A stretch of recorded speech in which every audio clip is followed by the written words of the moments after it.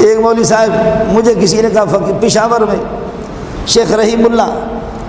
ہمارے ایک پیر صاحب ہیں، پیر فیروز شاہ دامت برکاتہ اللہ علیہ، حضرت فرما رہے تھے کہ بھئی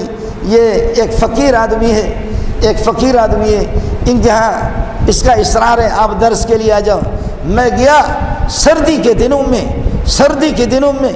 سر چھپانے کی جگہ بھی نہیں ہے، مسجد ہے، مسجد سے باہر صحن ہے، اور صحن بالکل آسمان، کوئی سر چھپانے کی جگہ بھی نہیں ہے، اس پہ کوئی چھت وغیرہ نہیں، اور کوئی شامیانہ کچھ بھی نہیں ہے، کسی قسم کے کوئی پردے جیسے کہ ہمارے لگے ہوئے نہیں۔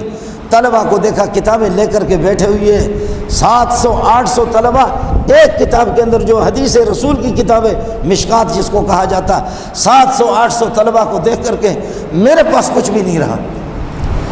سوائے رونے کے کچھ بھی نہیں رہا میرے پاس۔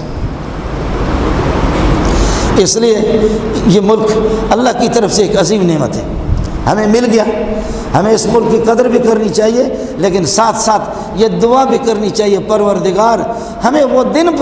دکھا دے کہ جس مقصد کے لیے اس ملک کو بڑوں نے حاصل کیا تھا، لا الہ الا اللہ۔ پاکستان کا مطلب کیا؟ لا الہ الا اللہ۔ ہم دیکھیں قومی اسمبلی میں بھی لا الہ الا اللہ نافذ ہو، صوبائی اسمبلی میں بھی نافذ ہو، اور فوجی اداروں کے اندر بھی ہو، پولیس کے اداروں کے اندر بھی ہو، مارکیٹوں میں بھی لا الہ الا اللہ کا نظام ہو، محمد کا طریقہ ہو، محمد رسول اللہ صلی اللہ علیہ وسلم، آپ کا نکاح اور آپ صلی اللہ علیہ وسلم کی خرید و فروخت، آپ کا نظام، قصاص کا نظام اور چوری کا نظام، چور کا ہاتھ کس طریقے پر کاٹا جائے،